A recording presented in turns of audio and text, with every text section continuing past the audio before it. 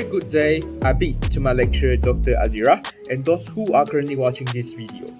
In this particular video, we would like to explain our group project in which we would like to talk about the role of government in shaping the modern day economy in our society. Now, we, Group 3, consists of Liza binti Roslan, Nur Natasha Dulkish binti Abdul Razak, Putri Sarah Alia binti Azhar, Khairul Alizam bin Khairul Azam, and lastly, me myself, Jeffrey Ding Lijie. Now, without further ado, let me give the floor to my fellow groupmate to explain further regarding our group project. What is government? The term government refers to the process by which a society organizes itself and distributes authority in order to achieve common goals and provide benefit to the entire society. The government plays an important role in ensuring the stability and economic growth of a country. Important function of government. There are several important economic functions of government. Firstly, the important economic function of its government will create a business environment which encourages competition among producers.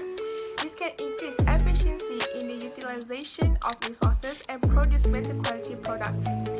As the market becomes more competitive, the producers have to adapt and offer the best service or product in order to stay in the business. For example, in the United States, the Sherman Antitrust Act was enacted in 1890 to curtail combination of power that attempt to monopolize any part of commerce in the United States. Moreover, the important economic function of the government is to provide a legal framework and a society framework for the effective operation of the economy. A legal framework includes the legal status of business enterprise, private ownership, and others. For example, in Malaysia government encouraged their citizens to buy their own brand cars such as Pro2. Lastly, the important economic function of the government reduce inequality or poverty. The government will provide education to everyone, especially to the poor families, so that everyone can have a qualification to get an opportunity. This may also involve redistributing income from high earners to low income earners. For example, progressive taxation such as higher income tax rate and the provision of means-tested benefits like income support or housing benefit and state pensions. For example, in Malaysia government, they have MARA. The function of MARA is to be the change agent in terms of developing quality human capital with a focus on the lower income group, whether the rural or urban poor. Next, we will look into the types of national budget. A government budget is an annual financial statement which outlines the estimated government expenditure and expected government receipt or revenue for the forthcoming fiscal year. Depending on the feasibility of the estimate, there are three types of budget which are balanced budget, surplus budget, and also deficit budget. Firstly, a government budget is said to be a balanced budget if the estimated government expenditure is equal to expected government receipt in a particular financial year. Many economists believe that government expenditure should not exceed their revenue. Through an ideal approach to achieve a balanced economy and maintain fiscal discipline, a balanced budget does not ensure financial stability at times of economic depression or deflation. In theory, it is simple to balance expected spending with sales revenue, but in practice, such a balance is difficult to accomplish. Not only that, balanced budget also ensures that the country does not engage in a wasteful spending. Secondly, a government budget is said to be a surplus budget if the expected government revenue exceeds the estimated government expenditure in a particular financial year. This ensures that the government revenue from levied taxes are higher than the amount spent on public welfare, and also a country's financial affluence is shown by a surplus budget. In a period of inflation, such budget can be enforced to minimize aggregate demand. And lastly, a deficit budget is said to be a government budget if the estimated government expenditure exceeds the expected government revenue in a particular financial year. This type of budget is a financial impact of economic recession as well as in increasing job rates. In this situation, the government spends unnecessarily to increase the job rate. This leads to a rise in demand for goods and services, which contributes in the recovery of the economy. This amount is covered by the government by public borrowing or through drawing on its accumulated reserve surplus. There are two types of tax structure. The first type of tax structure is the proportional tax, in which the system levies the same percentage of tax to everyone regardless of their income. The second type of tax structure is the progressive tax, in which the system is based on the taxpayer's ability to pay. It imposes a lower tax rate on low-income earners than on those with a higher income. How central bank employs instrument of monetary policy using open market, legal cash reserve requirement, and lastly, bank or discount rate. All central banks have three tools of monetary policy in common. First, they all use open market operation. Open market operation includes the buying and selling the government securities by the central bank to influence the cash reserve in commercial banks. Depending on these circumstances, the central bank will change the direction of its open market operation. For example, from a policy of rising commercial bank cash reserve to a policy of decreasing their reserve, and vice versa. During an inflationary period, the central bank would decrease commercial bank cash reserve by selling shares, reducing the cash reserve of individuals, firms, and also commercial banks.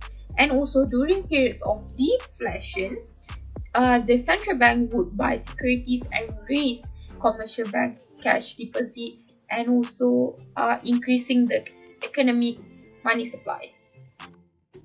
Next, I will talk about the legal cash reserve requirement. So, how does the central bank use this cash reserve requirement? First and foremost, this tool can be defined as the minimum amount of cash that all commercial banks are required to keep in the central bank. As is well known, the terms of the legal cash reserve requirement are often variable and not always at the same rate. It plays an important role in the amount of savings of commercial banks. As a result, their lending power is determined by the number of excess cash deposit in commercial banks. The exchange rate of commercial banks' cash and liquidity needs is determined by situations, and only the central banks has the influence over this adjustment. Central banks also can reduce the legal minimum cash deposit ratio, resulting in excess cash saving which could be used to create credit by banks. For example, during inflation, the central bank will increase the ratio of statutory reserve to commercial banks' deposit at the central bank. This has reduced the ability of commercial banks to lend. The purchasing power of society will decrease and the aggregate demand of society will also decrease.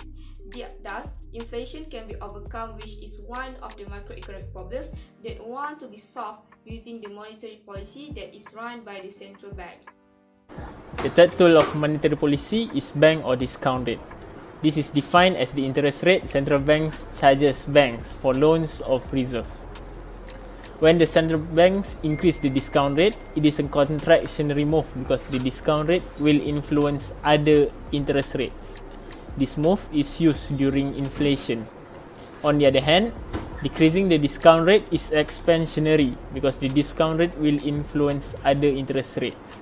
This is used and done during unemployment and recession periods. Two measures of fiscal policy that can control Now, I will unemployment. explain the two measures of fiscal policy that control unemployment. To control unemployment, the government will implement expansionary fiscal policy by decreasing taxes and increasing government expenditure. Decreased taxes and increased government expenditure are two measures in fiscal policy that can help to control unemployment. Firstly, to control the problem of unemployment, the government will decrease taxes.